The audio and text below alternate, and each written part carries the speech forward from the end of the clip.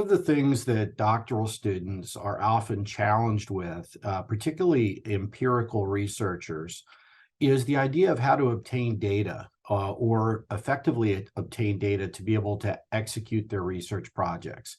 And in fact, many students shy away from topics or areas that they feel could be very difficult for them to research simply because of data access issues. And as a result, they move to topical areas where data is simple to get or easier, at least the boundaries of access are easier. However, there are all kinds of really rich topical areas and areas that we want to do research in our field that require proprietary data access. And in fact, there are many advantages to obtaining data that is proprietary. Oftentimes, when we obtain data from public sources or experiments, the threshold for obtaining that data or the access to that data does not give us an advantage in our research. So when we're able to obtain data from proprietary sources, we have unique data opportunities often that allow us to differentiate ourselves from other scholars that are out there. So the data itself provides unique value for the researcher in executing the research. And so the question would be is if I wanted to pursue an area, and an area, for example, that I work in is sales, that requires oftentimes for us to go to companies and obtain data sets like big CRM data sets from the company that's proprietary, that has all the history of sales calls and engagement between salespeople and customers, as well as a number of other sources from human resources and other things that are fairly guarded by the organization. So I want to take a moment to talk a little bit about how a doctoral student or any faculty member could go out there to be able to best obtain access to this information. So when I first started as a assistant professor, I started to transition from a situation where my advisor had helped facilitate data access for me to a point where I had to actually go out and get my own data. And it became very challenging for me, to be candid with you. At first, I was unsure on how I could go about doing this. And so I started to formulate some plans about how to really do this the best way possible. And I had some successes and I had a few failures. And let me talk to you about this evolution in thinking that I've had throughout my career and how we could best execute this. So when I was first working on this, I would come up with an idea or research topic in the sales area, and I would work very hard to be able to through different channels. Like I was at Penn State as an assistant professor, and I might work with the ISBM to help me connect with a company. And I would go out there and naturally I would say, well, let me tell you about an idea for my research that I have. And I would tell them about the idea for that research and about the study that I wanted to execute. And the challenge with that is that a lot of times the companies didn't see that as a priority for them. And I was out there pitching a study that I wanted to do that I thought was very interesting for the field, but it was more academically oriented. And the way in which I was communicating was very academic as well, rather than directed towards a company and directed toward the value that a company would want to receive. So the first thing I wanted to find out was, what are companies talking about out there? What are sales forces talking about out there that would make them excited? So one of the things I did is I searched out organizations that brought together practitioners to be able to talk about topics that were exciting to them. One of the ones that I found, for example, in the sales area, was the Sales Management Association. Another one that I found was an organization called SAMA, which is the Strategic Account Managers Association.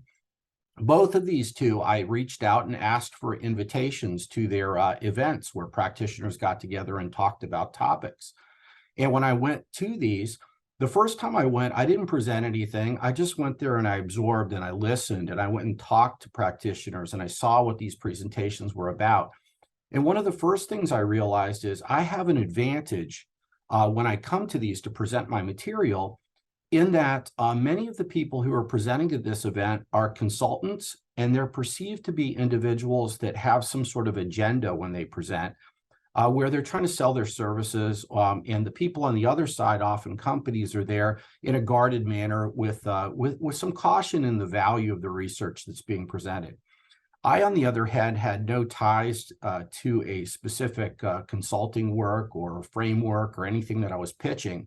So I thought to myself, wow, if I were to do something around one of these topical areas that seems exciting to all these people, that then could transfer into something of value to companies or them wanting to partner with me, then I could go up there and present some of this material, seem unbiased, present the material effectively, do some initial research on it, and then ask for further access for data from these companies, or at least the opportunity to speak with them. So what I did was I started out by doing and presenting what I would call benchmarking research. So it would be, there's a couple key words when we talk to practitioners: best practice, world-class, benchmark, things like this. I found out to be sort of these exciting words to them. So I would go out there and I would put a presentation in place for benchmarking best practices with sales manager effectiveness. And I did some very basic research on that topic and put together some ideas and plans for how to benchmark best practice and things like this from an academic perspective, but in a way that that I saw that practitioners would enjoy. And when I presented that, I also said, here's additional ways in which I could work with you to benchmark the best practices of your managers. So one of the things in the back of my head that I was thinking to myself, if I had some companies come talk to me, and then I was able to benchmark their managers, I know that that isn't something that would necessarily publish in our journals, but it would give me access to data from managers, data from salespeople, objective data from the company, data from the manager's manager, so different multiple levels in the organization, maybe even data from customers. So I went in there with a basic idea of presenting this, got companies to give me their business cards, followed up with them for meetings, set it up to talk to them about this research potential, and then worked with them on ideas that would be exciting to them on that topic. As a result of gaining that data, and the data opportunities from them by doing this, I was also able to include on those surveys, include in the objective data information that would help me to publish. And so, so it was able to get past this initial barrier of access by allowing me to have these relationships with organizations and at least establish them. One of the interesting things is you don't need relationships with 50 organizations or 10 organizations. Maybe 3 would take you through your entire tenure process or post-tenure process from a research perspective. 3 really rich data sets go a very long way.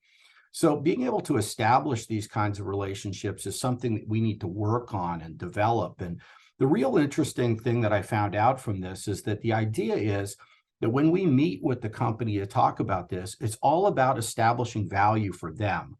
It's not about what I want to achieve. It's how can I help them to establish value around this topic? And then in the background, I work on my own research on this.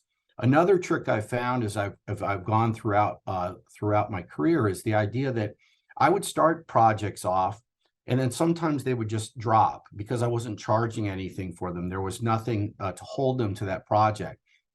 So one of the things I also found is that by charging just a little bit for it, not a lot, but just a little bit, then there is a deliverable on the side of the company. So the company, and this is counterintuitive to many academics, is they think that if I give you free services, you're more willing to use my services and work with me and give me data. But what I find is actually giving a low level of cost is a very limited barrier. They always have a little bit of budget. You say it's for your grant or research or to facilitate doctoral engagement. So that them giving a little bit of money requires on their side a deliverable. So they are required to deliver a project that will carry you through the entire duration of that project, and they're not going to terminate it as easily. If there's no charge behind it and some other priority comes up, they could disengage that project completely. So this is something that's also very valuable that I've learned from this. And then one final point that I'd like to make on this is the speed at which you engage with the company. We as academics oftentimes go at a much slower pace than practitioners are used to. So this engagement pace has to be in line with their expectations. And that is oftentimes consultants do these types of projects with them, and they get updates very rapidly, quickly, with feedback and information. So we have to set expectations for timing upfront in the project, do it in a pace that the company is comfortable with, and stick with those timelines and expectations of delivery. And so these are just a few tips for being able to execute on this, but it's really an art form, and you need to craft this strategy moving forward. But a lot of it has to do with your personal mission or passion to work with organizations. And I've found that to be one of the most rewarding things in my career, is really being able to better understand what are the big things that are out there that companies are faced with? What are the challenges they're faced with? And then for me to deliver on research around that, and then also shape my own research from an academic perspective that might not be completely in line with what they're doing, but tangential or associated with their research direction.